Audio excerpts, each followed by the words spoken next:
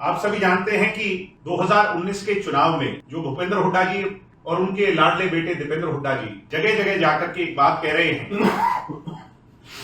कि हमने जननायक जनता पार्टी को जो कहते थे कि यमुना पार ले जाएंगे या और अन्य विषय पर, और वो जाकर के बीजेपी के साथ मिल गए और ज्यादा उनके जो लाडले बेटे हैं जींद में, हिसार में, अन्य क्षेत्रों में, मुझे हैरानी होती है कि कैसे कोई पूरा झूठ बोल सकता है, कैसे सरेआम कोई झूठ बोल सकता है। और आज ये मेरी इच्छा नहीं थी मगर मुझे कंपेल किया कि आज उन तमाम बातों को आपके सामने। दीप कमल जी, अगर आप शुरू करें। आपके बिल्कुल पीछे जो ये दुष्यंत जी की फोटो है, जब हमारी 10 सीटें हम जीत चुके थे, हरियाणा में 40 सीटें भारतीय जनता पार्टी को, 10 जेजेपी को और 31 सीटें कांग्रेस को, एक आईएनएलडी को और अन्य एक कांडा जी की पार्टी को और निर्दलीय को। हरियाणा की जनता का मैंडेट क्लियर नहीं था। फ्रैक्चर्ड मैंडेट में जब विधायक दल की बैठक हुई तो विधायक दल की बैठक में यह फैसला लिया गया, और ये एक रेप्यूटेड न्यूज़पेपर की कटिंग है, मैं नहीं कह रहा। दुष्यंत जी इसमें नेता चुने गए, ईश्वर सिंह जी उपनेता चुने गए, अमरजीत ढांडा जी चीफ विप चुने गए। सरकार बनाने के लिए विधायक दल ने यह फैसला किया, 10 के 10 विधायक ने। इसको रोकिए, ये प्रेस कॉन्फ्रेंस मैं आपको उसके बाद चलाऊंगा, अगर 2 मिनट मेरी बात पे गौर करें। और भाई राष्ट्रीय कार्यकारिणी ये फैसला ले कि हम किसके साथ हैं। अगर मैं गलत नहीं कह रहा, निशांत सिंह जी मुझे परमिट करें, उस समय मैं मौजूद नहीं था मगर ये मौजूद थे।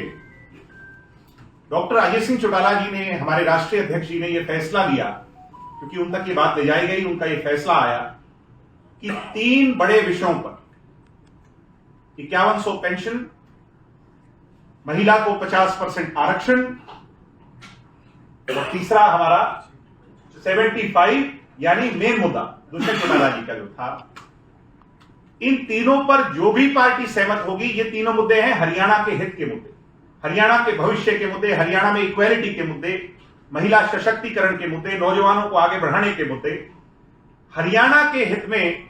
क्योंकि फ्रैक्चर्ड मैंडेट है और ये तो है नहीं कि दोबारा चुनाव में जाया जाए, एक अलग बोझ जनता पर डाला जाए। ऐसे में इस फ्रैक्चर्ड मैंडेट में 10 सीटें जो हरियाणा की जनता ने भाई दुष्यंत सिंह चौटाला जी को आशीर्वाद स्वरूप दी है, एक ऐसी सरकार बनाई जाए जिन पे इन मुद्दों को उनके अंजाम तक पहुंचा करके जमीनी हकीकत बनाया जाए। इसलिए दुष्यंत चौटाला जी ने इस तमाम जो मैंने आपको डेवलपमेंट्स बताई, इसके बाद एक प्रेस कॉन्फ्रेंस किया। मैं चाहूंगा कि उस प्रेस कॉन्फ्रेंस की क्लिप चले। राष्ट्रीय कार्यकारिणी के तमाम सदस्यों ने अपने सुझाव रखे। कई साथियों ने यहाँ बात करी कांग्रेस के साथ सरकार बनाई जाए, कई साथियों ने ये विषय रखा कि बीजेपी के साथ चर्चा कर सरकार बनाई। प्रदेश के अंदर मजबूत मैंडेट किसी को भी नहीं मिला।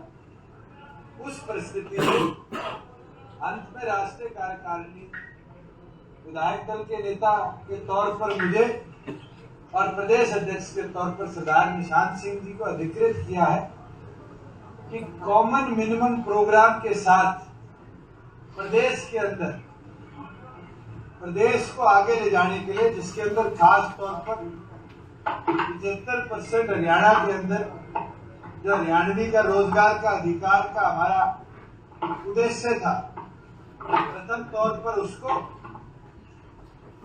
वृद्धावस्था पेंशन जो चौधरी देवीलाल जी का लगाया हुआ पौधा है, उसकी बढ़ोतरी,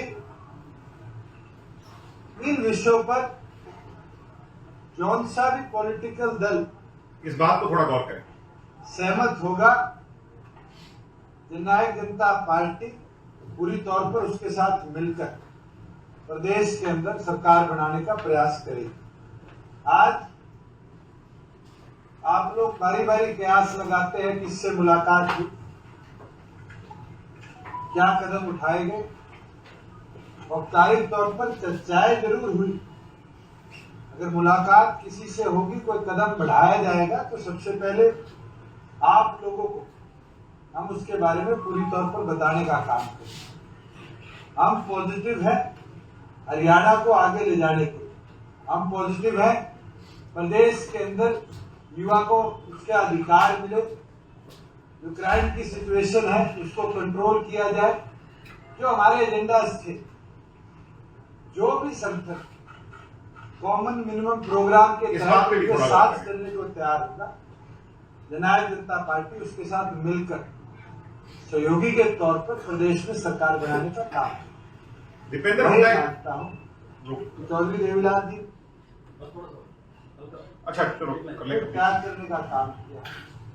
हम त्याग कर करके अगर युवा को 75% हिस्सेदारी दिला पाए, अगर त्याग कर कर भी वृद्धावस्था पेंशन में, विधवा पेंशन में, विकलांग पेंशन में बढ़ोतरी करवा पाए, तो मुझे नहीं लगता कि हमारे कोई भी साथी को इस चीज से इनकार है। हमारे लिए दोनों छूटेंगे। इस बात पे भूषण जी ने जो कहा कि हमारे लिए हरियाणा प्राथमिक है, हरियाणा का विकास, हरियाणा के मुद्दे प्राथमिक हैं और हमारे लिए दोनों अछूत नहीं हैं, ये बात 4 बजे से लेकर 5 बजे तक जो प्रेस कॉन्फ्रेंस चली उसमें कही। 5 बजे के पश्चात दुष्यंत जी ने दोनों नेताओं से खुले तौर पर बात करने के लिए सरदार निशान सिंह जी को, लितानी जी को और स्वयं मुझे भी इसके लिए परमिट किया। निरंतर बातचीत चली। कांग्रेस की तरफ से यह बात कही गई कि बहुत सारे लोग इस बात के लिए राजी हैं, तैयार हैं कि दुष्यंत चौटाला के कॉमन मिनिमम प्रोग्राम के साथ सरकार बना ली जाए। अन्यथा एक व्यक्ति ऐसे हैं भूपेंद्र हुड्डा, जिनसे भी बातचीत हुई, मैं बात कह रहा हूं उसको थोड़ा सा गौर करें, जिनसे भी बातचीत हुई और उनके द्वारा एक ही बात कही गई कि पहले समर्थन करो फिर मुद्दों पर आएंगे, पहले समर्थन करो फिर निर्दलियों को साथ लाने का सोचेंगे, पहले समर्थन करो फिर आगे बात हो। यानी नकारात्मकता, जो नकारात्मकता भूपेंद्र हुड्डा की रही उस दौरान, परिणाम स्वरूप इसी बात का, क्योंकि ये एक एंड पे चल रही थी, दूसरे एंड पर भारतीय जनता पार्टी, दुष्यंत जी ने तो खुला ऑफर रखा था दोनों के सामने कि मुझे कोई लोभ लालच नहीं, मुझे हरियाणा के हित सर्वोपरि हैं।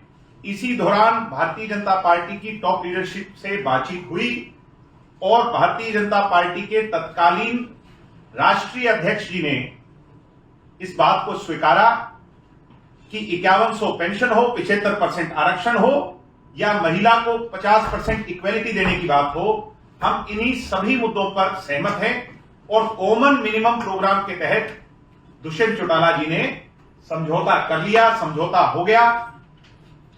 यानी भूपेंद्र हुड्डा जी पहले तो यहीं एक्सपोज हो जाते हैं और सेल्फ कॉन्ट्राडिक्शन देखिए।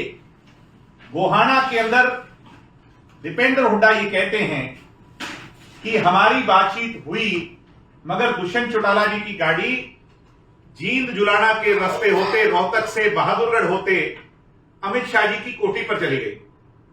झूठ बोल रहे हैं। दुष्यंत जी तो एक दिन पहले दिल्ली आ गए और ये मीटिंग तो 4 बजे अगले दिन हुई। अमित शाह जी से जो मीटिंग हुई है वो अगले दिन रात को 9-10 बजे हुई। वहीं उनके पिताजी चौधरी भूपेंद्र हुड्डा जी ये कहते हैं कि हमारी तो कोई बातचीत ही नहीं हुई।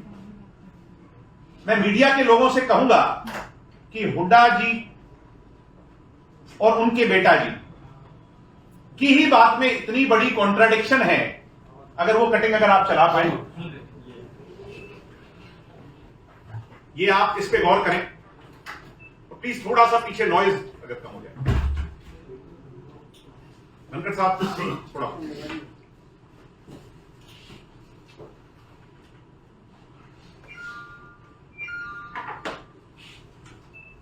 हुड्डा की 2 टूक, गठबंधन को लेकर मेरी किसी से कोई मुलाकात नहीं हुई और पीछे उन्होंने कहा वीडियो में कि मेरी कोई बात ही नहीं हुई।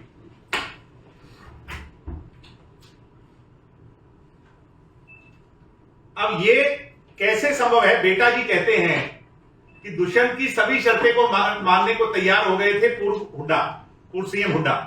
भूपेंद्र हुड्डा पूरी तरह और उनके लाडले बेटे दीपेंद्र हुड्डा जी इसी बात में एक्सपोज हो चुके हैं कि पिताजी कुछ कहते हैं और बेटाजी कुछ कहते हैं। अब ये पिताजी और बेटाजी मिलकर के बताएं क्या उनकी बातचीत हुई थी या उनकी बातचीत नहीं हुई, और ये सेल्फ कॉन्ट्राडिक्शन क्यों है, ये हरियाणा की जनता को गुमराह करने का काम क्यों कर रहे हैं, मुद्दों को भटकाने का काम क्यों कर रहे हैं, ये वे स्वयं बताएं।